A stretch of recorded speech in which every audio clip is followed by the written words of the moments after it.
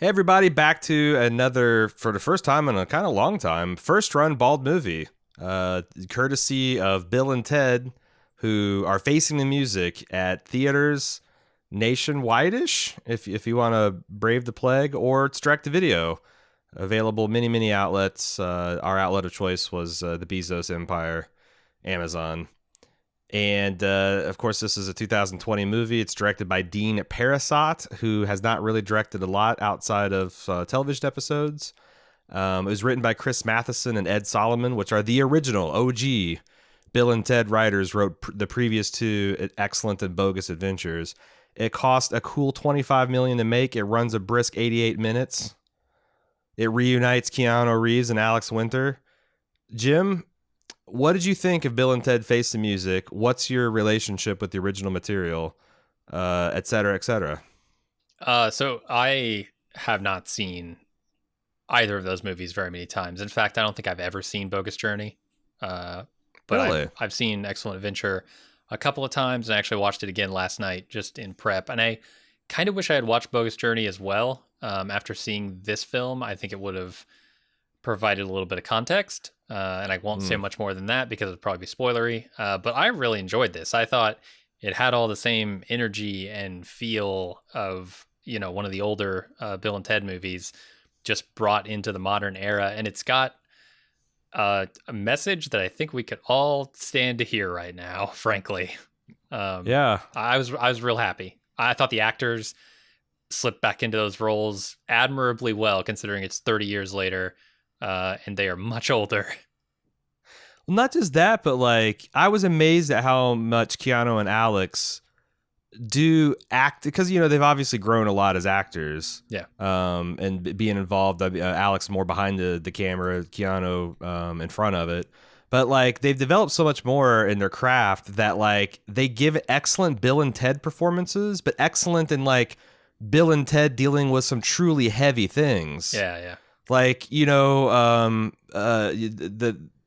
way the high school Bill and Ted would get bummed out over a minor reversal, you've got like 10 times heavier if, like, I don't know, your dog gets ran over, right? Or like if you hear Which your has mom happened. got diagnosed, Yeah. or you hear your mom gets diagnosed with cancer. And like Keanu Reeves absolutely does a few takes of Ted dealing with that kind of angst in a belief. Like, I'm like, that's exactly how Bill and or Ted would react in these situations. Yeah.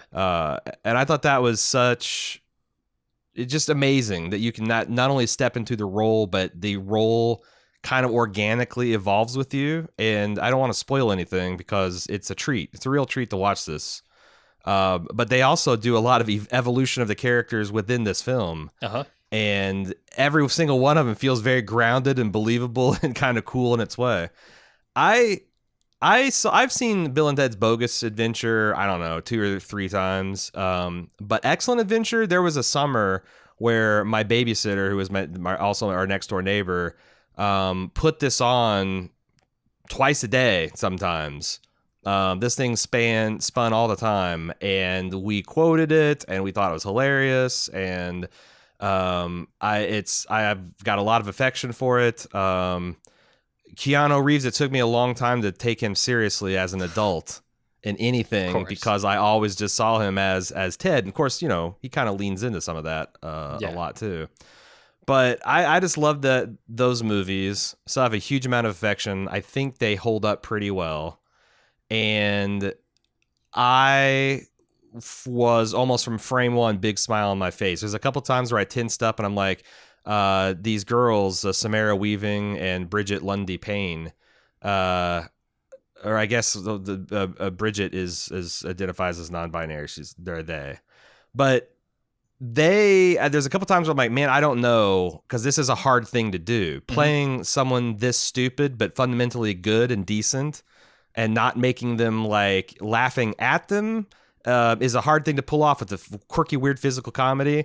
And there's this one point where, Bridget turns to Samara just like Ted would and delivers a classic, like, well, have you thought of this ridiculous solution, with this like supremely confident look on their face. I'm like, oh my God, they fucking nailed it. Yeah, and from the rest of the movie, it was just an enormous amount of fun watching them, interact with their parental units and historical figures and Bill and Ted's wives being adult as a hoot. It's just a lot of fun. And as you said, surprisingly resonant message at the end, which I don't know, we'll probably get into. Yeah, they brought back so many of the actors too. Kind of surprised. I don't know if they screen tested them or what, or maybe these people, didn't make it to 2020. I don't know, but the wives are not the same actors, obviously, from the original. Doesn't surprise me. Yeah. Yeah. But they got the same dad. Bill and Ted's dad is the same person. Yeah, the mom. Missy comes back. Right. Who now? The wedding scene that they open with is amazing. Dude. I thought yes. I don't want to spoil it again, but man, it's so funny. It really the is. way that they play with that Missy dynamic.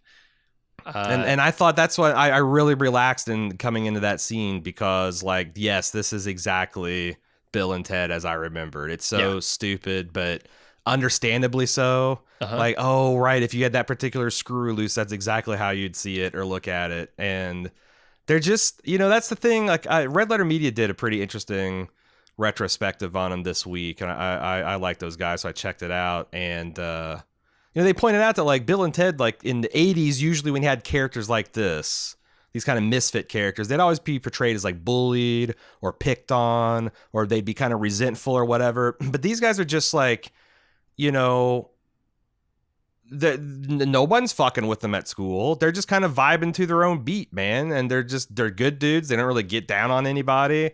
Yeah. They get righteously outraged at some injustices from time to time, but they're decent people. They almost seem obliviously above it all. Yeah. In a way where they're almost living in their own world, which is part of what makes Bill and Ted so great. I saw one headline called them the delusional optimists we need now. And that's kind of it, that they are, not in an off-putting way, but they're just, they're very happy and persistent dudes. So yeah. If you and now on the other hand, if you are don't have any good fond memories of Bill and Ted, and you're going to this movie just I just want to see what all the hubbub is about, I don't know what this movie will offer you. I have no idea how I would react. I think it holds up to an adult sense of humor. I mean, obviously, but the Bill and Ted characters themselves are so bizarre that it could be off-putting in the same way Rick Sanchez's. Some people just can't get past his vocal effect on Rick and Morty the first few episodes. This guy's burping and he's got puke running out of his mouth and he's farting all the time. To hell, hard pass. Yeah, I mean, when these characters were created, that was part of a counterculture, skater kind of garage band West Coast aesthetic. Right now, that doesn't exist anymore. So these characters would be sort of odd relics of a past that I'm not sure a lot of younger people would remember even. Yeah, you're right, and it's kind of even a culture that didn't ever really exist. This is almost surfer skate culture merged with hair metal, grunge culture. But it feels and then maybe this is also from the Midwest. It felt authentic because I didn't know that that's kind of two juxtapositions of culture. It's just two kind of weird, cool things that I knew people did, and it's all fused together. Maybe that's why it's kind of felt universal. Bill and Ted weren't from your high school, but maybe the high school across the way that you knew about, where people talk this way. And so, but yeah, do we have any other non-spoiler thoughts we want to? The effects are a lot better in this movie. And in some ways that makes them worse to me. Yeah, I don't know how you felt, but there's this particular scene where they land in a location. I don't think it's any big surprise to say they time travel in this movie. And they land in a location and it just looks wrong. It looks fake. Somehow having a bigger budget and more CG and effects work made it look worse to me. I'd have to see what you're talking, because most, and but it's kind of almost because I was going along with, yes, the effects are better, but it's almost if you gave Doctor Who 10 times the effects budget, it's it's not Doctor Who get 10 times better, because that's not what the show is about. That's not what, Bill and Ted is not about tight plots or time travel mechanics that make sense or finer points of causality or anything. Like, it's just none of this stuff literally makes sense. You know, it's just like that these guys are they're having an excellent adventure, man. And you're either into it or you're not. And I was super into it. All right, well, that's our spoiler-free take. So if you are coming on further, you need to have seen Bill and Ted Face the Music, because if you haven't, they're gonna ruin all the surprises for you, and you'll feel real bad. Okay, let's start. That wedding was a hell of a lot of fun.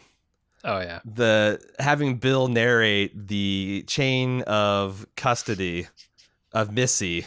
Kissy Missy, yep. Kissy Missy as she worked her way through the family of both Bill and Ted to become Ted's father's father somehow. Somehow, yeah, he was his own son. It's ridiculous. I couldn't even follow it. Like, I didn't bother going like, okay, well, does this make sense? But like, you're supposed to do that with most of the movie. Does this make sense? No, who cares? Keep going with it. Yeah, but it was hilarious when she became both of their dads, and then also their Ted's sister, I think. Mm-hmm. Yeah. And also Bill's dad's right. mother. Yeah, I mean, you've seen this stuff in other movies before, right? Where they do this mixed crazy marriages lead to crazy relationships. Yeah, but this one was particularly good, I thought. No, I thought it was really entertaining, and it's a great way to reintroduce all the characters who are coming back. It's also a great way to establish.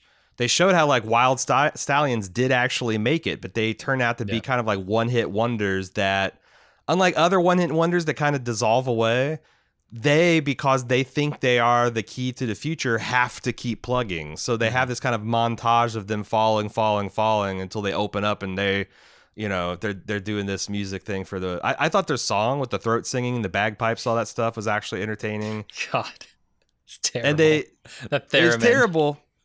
Well, that's the thing. It's like I kept on wondering, okay, how are they going to do this greatest song in the world business? Right. And they come up with a satisfying way to do it, but when they first started firing that up into what I'm like, I wonder how they're going to do that, because that's a famously hard problem, writing good music, let alone something that's potentially the greatest thing you've ever heard. Well, I feel like they made a damn good stab at it in Tenacious D fashion by hiring David Grohl. Like, it's true. That's the thing. I feel like every movie that says we have the greatest song in the universe has to have Dave Grohl in it. Well, I think that's a deliberate homage. It's gotta be. There's got to be the second time that you steal the greatest song in the world that Dave Grohl is involved with it. There's another one. The fact, am I crazy, or the fact that this is exactly 88 minutes long is also a nod to Back to the Future? Is it 88? Oh, that's perfect. It could be, yeah. I mean, like, I wouldn't be surprised, and I've only seen this movie once because that's the way first-run movies work. But I wouldn't be surprised when the Blu-rays of this come out that there's just all kinds of Easter eggs to time travel and stuff. Like, there's going to be like Daleks in Hell and all kinds of other stuff. But they also introduce Samara Weaving and Bridget Lundy Payne. Samara Weaving, do you remember, number one, is Hugo Weaving's niece. Oh, is she? Agent Smith and Elrond of Scientology fame. She's niece of his, and we recently saw her as the gun girl, the hit woman from Guns Akimbo with Daniel Radcliffe, Harry Potter. Okay. Yeah, I don't remember that movie that well. She is also a stone cold clone of Gillian Jacobs, or am I wrong? The blonde from Community? Yeah, very similar looking. Yeah. I can't, like, they've literally been pressed from the same mold. It's incredible. I know I've seen her in other things too. She plays Bill's a daughter. What is her fucking name? Billy? Bill's daughter's name is Thea, and Ted's daughter's name is Billy. Oh, did they name their kids after each other? Each other, yeah, they did. Oh, okay, okay. So I got that note wrong because I thought they named it. It makes perfect sense because they're so super fucking enmeshed with each other. Right. So I believe it either way, to be honest. It makes sense that they named each other after, or named their children after themselves. It works either way. But no, I thought they were really good doing the villain, because the thing is you have to commit utterly. You can't let the mask ever slip and look like that you don't take this serious or you think this is ridiculous. And these actors fully commit to the kind of like shoulders thrown back and kind of standing kind of crooked and like, dude, like they commit to every single bit of the physicality of the performance. Yeah. And some of the part where I said in the non-spoiler section that I kind of relaxed and thought that these people had it made is when they turn towards the Bill's daughter, I guess, which is Thea. Yeah. And they were saying like, how are we going to get Jimmy to come back with us? Because they don't, we're putting this great band, but they don't know us from anybody. And I guess it would be Thea turns towards it and says, well, okay, how about we get someone who he has heard of, which is a logical way to address it, but you're just kicking the can down the next road that like Louis Armstrong's going to have even far less of any kind of frame of reference to be intrigued by you. It's really stupid. They deliver it exactly the way Ted would in the first movie, and they have a novel way to get Louis Armstrong kind of in on it that works into the frame of 2020, a cell phone, which would amaze someone from like 1915 or whatever it is in the first place. And something that I believed utterly is that all of these famous historical music figures would be absolutely amazed and interested in like hearing their influences in real life. Or like if you went back to Mozart and you gave him a Louis Armstrong performance, they would immediately understand like, oh my God, this is something cool. This is something different. This is something of, maybe that's bullshit, but I really liked how they played that. Like all these musicians across time are kind of fans of each other in a real weird way. Yeah. Yeah. But that really tickled me. And that's what I knew. That's what I knew this movie is going to be. Cause I thought Bill and Ted crushed it right away. Yeah. But until they actually started their time travel with their children, that's when I was like, oh yeah, this thing's firing on all Bill and Ted cylinders. Another scene I really love is when they go the first time they time travel forward to try and find, get the song from themselves, and they end up in this banquet hall at a motel. I don't know what it is. I forget, but they're playing shitty concert. They try and run out the back, and then they have this discussion about like the future Bill and Ted telling the past Bill and Ted about their future events, and vice versa. And like, it's that moment in like Excellent Adventure where they talk about the keys, except at this point, like you're so familiar with that scene that you don't want another like, oh, here's a Trixie time thing we can do. You just want these characters telling each other what happened in their lives and what's gonna happen in their lives, and just getting it all out on the table. I thought that was just a great moment. Oh, and how they're just like, man, you're they would never swear like that. You're a dickbag, Ted. And it's like, oh yeah, well you're the one that lost your wife.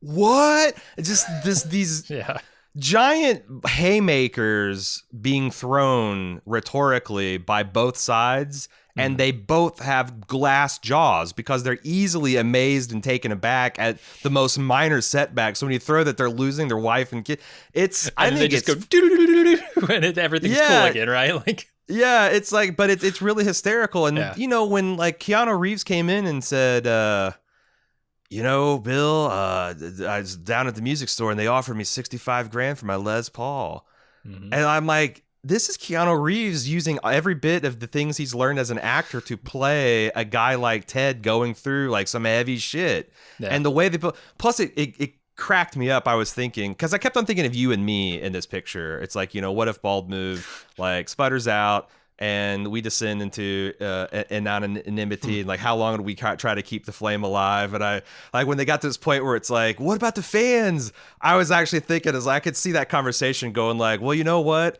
I talked to Freddie and Michelle, and they said they'd understand. And D, we haven't heard from for years or something. like that. Right.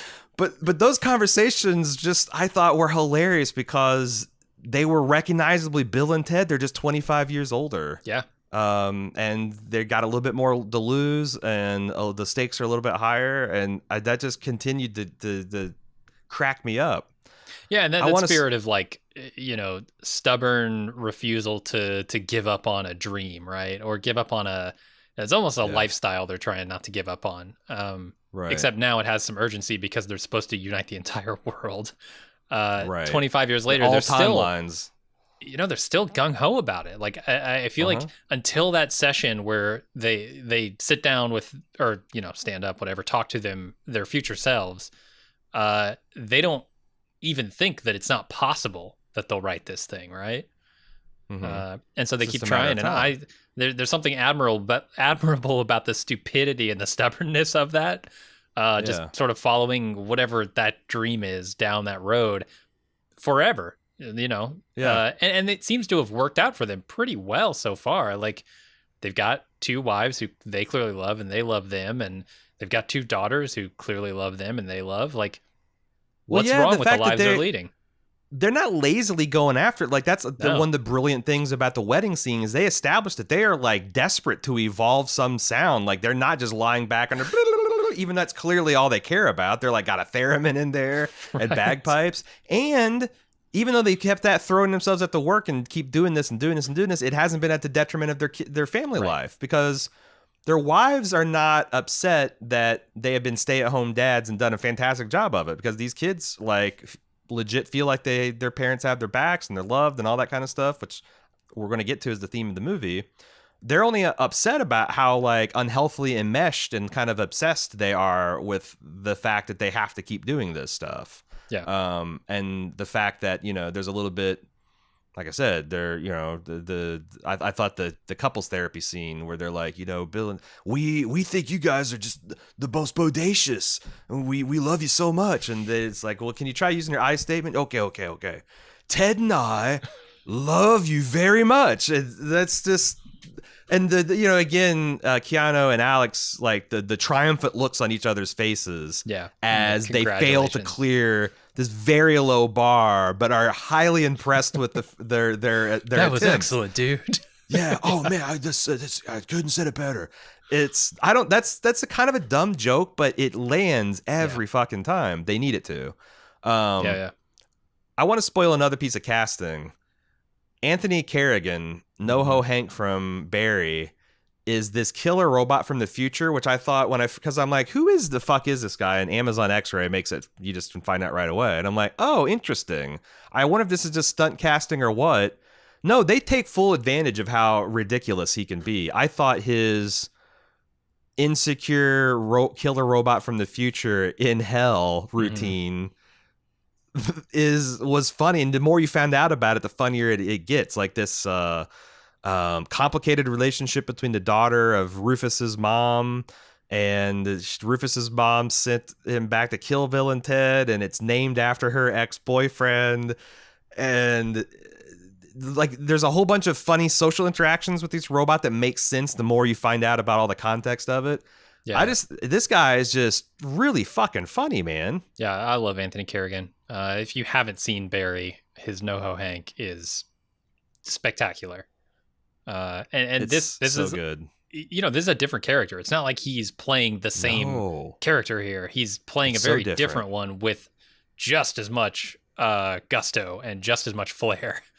So, and the thing is I feel like these kind of insecure characters could be really grating, but it all comes down to like physicality and timing. Yeah. Like the way he precisely times the like awkward interruptions in conversations, the way he like overstays the his welcome in any kind of like social setting, the way that Bill and Ted, who are the nicest guys ever, are constantly having to kind of like, all right, everybody, let's hear it for the murderous robot so we can get the fuck off the stage. These guys are like famously not super socially observant, right? But even they are on a whole other level from this robot. And just like, yeah, the fact I just love the movie's internal humor with like the fact that like, yeah, why is this robot in hell? The demon's like, was that a robot in hell? Do you remember robots being in And then hell? they're all just like, it doesn't matter. The movie says it doesn't matter. Just go with it because it's fun and it's excellent, which is cool. I'm totally cool with that. The other thing, like the interactions that Kristen Shaw has with that robot are really good too. Like when they go to hell and she's talking to her mom on the phone and like, that whole relationship is good. And then the robot comes up and tries his bullshit with her and she's like, no. Because that's funny. And then you find out that's because he's named after her ex-boyfriend and like, that's fucked up. And I love the like, well, mom, I'm in hell. So did your killer robot plan work? Oh, it didn't? Yeah. Like it's the metaphysics allow these like just supremely bitchy but funny conversations to take place. Yeah. I love Kristen Shaw. I also love the woman who plays the therapist whose name I don't know. Yeah. She's always funny in everything I've seen her in. Isn't she in she was in Legally Blonde. She was in what's that? Workaholics. Workaholics, yeah. It's maybe where I first saw her. She played some delusional mom in something else that I really, really appreciated lately too. But when the time traveling starts happening, or the reality shifting, and someone appears in her office from another time, and she just runs down the hall screaming, "No!" Yeah, because that's the other thing is that this couples therapy. It goes from conventional like, oh, these are like weirdly enmeshed people, but then like, we love our wives. They're princesses. Like, oh, well, that's an interesting choice of words. And they both turn with English accents. Oh, no, we're actually princesses from the 14th century. And like so then I'm just thinking of her like in this clinical setting. Right. It just gets funnier and funnier. Like now it's like, oh my God, I'm dealing with 4 fucking psychopaths with like profound disassociative states and delusions and and then George Washington appears on her couch and it's like, oh my God. And she literally runs screaming from the office. So yeah, she's broken. Some of these interactions that Bill and Ted have with their older self, like I like when they hold like their older selves hold them at gunpoint. And Bill and Ted are like, oh, Bogus, you don't have to hold us at gunpoint, dude. I'm like, yeah, we do, because if we put our guns down, and then as soon as they do out of frame, they start running away. Oh, man, you were right, Ted. It's funny. The buckets on the head later in that scene are hilarious to me. Like, that bucket scene really got me. I don't know why. Them showing up and being prison swole because of the direct result of the last interaction. And them trying to like thinking that they're just desperately, even in prison, trying to write the greatest song because this is their Ahab. They're lashed to this whale. They're taking it serious. They can't get away from it. Yeah. I thought that was really funny. The George Carlin tribute was tasteful. Didn't like make it. It's been a while. They didn't like really dwell on it, but just the fact that there's like a little shrine set up with him in the original phone booth, which then becomes a plot point, I thought was really nice. If you liked them bringing Tupac back in hologram form live on Coachella stage or whenever they did that, you'll like this. Yeah. Yeah. I thought some of the music stuff worked really well, like the Mozart Hendrix piano concerto duel / electric guitar riff off. Okay, I got a bone to pick with this stuff. Oh. This is the only complaint I have about this movie is it didn't quite get to the heights that it got to in Bill and Ted's Excellent Adventure. I remember from, having watched it yesterday, that mall scene in Excellent Adventure where, Beethoven is thrashing away on 4 different keyboards, and you've got Napoleon in the food court doing his thing, and you've got, Genghis Khan is doing some kind of crazy martial arts exhibition. Yeah, it's smashing up, mannequins in the sporting goods store, like finding aluminum baseball bat. It's the world's perfect club. Right. It's light. It's durable. They get to such dizzying heights of chaos in that scene that I wish they had gone for something very similar here. I feel like they're trying to go for a similar feel, but they've only got 2 musicians in the story so far. And I felt like they didn't quite nail that part the way I wanted them to. And maybe it would have helped if they had gone around and done like, the historical tour before that, where they had gone and, in the original in Excellent Adventure, they're going around and okay, maybe they talk like Billy the Kid and Socrates into the phone booth, but then they're just grabbing people and pulling them in from history, right? And so you've got this cacophony of sound and visuals that happens during that scene that I wish they had come closer to. I appreciate it. I'm a pretty big fan of Kid Cudi, and he's gotten some interesting work of late. He had a pretty important role, a side role in Westworld this season. And here, I just love how they just, he's a musical talent that also is versant in just crazy quantum and space-time mechanics. Yeah. I thought that was just like, I buy that Kid Cudi can just, rattle off that shit. Yeah. He's the man in the moon. And they use it to kind of lampshade the fact that none of this time travel stuff makes sense. Don't worry about it. Yeah, it's not even like Back to the Future level of horseshit. It's just... And, as is tradition, like the third act of this film is just utterly ridiculous. Like, and I kept on thinking, like, all right, well, because that's my criticism, such as it is of all these films, is like the last little act is almost irrelevant. Like they wanted to do the rest of the film, and now they just have to bring it to an end. Mm-hmm. And I'm like, oh yeah, well, has send Bill and Ted to go to infinite times of the galaxy and teach everyone to sing this thing simultaneously. But then I'm like as it started happening, I'm like, well, this is actually kind of nice. Like the message they're saying here, it's like it's not how great the song is. It's that we're all doing it together. Yep. And then there's also something satisfying about these guys' destinies was just to be good dudes and have good children that they loved and supported unconditionally. By the way, teaching their previous generation the error of their ways. And that's like, they didn't have to blow up the Death Star. They didn't have to write the song. They just had to be present and be good parents. And they did that. Yeah. Be excellent to each other. Yeah. Like I almost got choked up over it as a parent myself. Like, yeah, man, that's right. The only thing that's really important. And they took care of their business. And if they had gone about it to excess, like become crazy famous musicians that got sidetracked by sex and drugs and rock and roll, maybe they wouldn't have been. Yeah.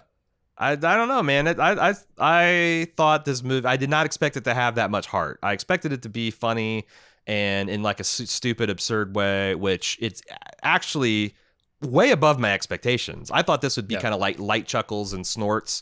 I actually laughed my ass off once or twice, and had a big smile on the entire movie. Yeah, I was worried that this thing wouldn't hold up at all. Like I really didn't know how you go about making a Bill and Ted movie in 2020 and having it. We've seen it happen a lot, right?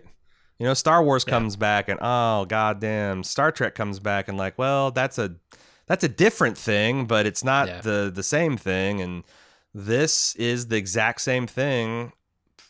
It's Bill and Ted. They're 25 years older. Yeah, it's modernized, but it's still actually Bill and Ted. I was very impressed with the vibe of this movie.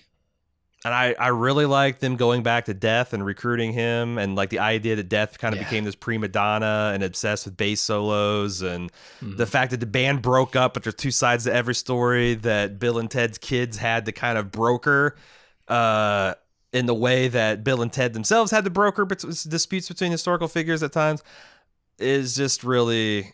Yeah, it was really satisfying. I think that's the same Death. I didn't get this. The guy I didn't get the chance to look up. It's the same Death guy too. Yeah, William Sadler. He's great. Doesn't seem like he aged much, but then again, I guess he's wearing thick layers of Death pancake makeup. Yeah. In both movies. Oh, and the other thing that they do that I think nicely ties the theme together at the end is they have this supercut, this not post credit sequence. Sorry, the pre-credit sequence or during the credit sequence where they're just showing videos around the world of people rocking out, all different was that some kind types of people in different places. And did I miss it? Did they pull a call to action for Bill and Ted fans around the world to do just kind of some kind of Bill and Ted air guitar thing? Because I was impressed by how representative it was. And I'm like, well, maybe they had people send it in, but also the quality of the film was amazing. But then again, shit, what's his face? Didn't Fincher shoot a whole movie on an iPhone that we liked? Yeah. Quite a bit a year ago. Yeah, and some of it's a little rough. I think I caught Weird Al in there too at one point. pretty Weird Al sure. was absolutely playing Okay. accordion in that. Nice. Absolutely. Yeah, but it's the perfect note to end on when your message is unity, right? Bring the whole world together, have this cool moment at the end of the film, and I don't know, it worked for me. It worked for me too. It made me happy. It made me feel good, and like it sounds crazy, but it lightened my heart in a lot the same ways that like the Mr. Rogers stuff did. And I think it's because Bill and Ted are fundamentally wholesome people. Like if you go back and there's a couple things that I winced at when I rewatched Bill and Ted, but it's one thing like, in particular. Yeah, but like if you grade it on a 1985 or 86 scale, it's pretty clean, you know? I can't imagine the original was any worse than a PG-13, certainly.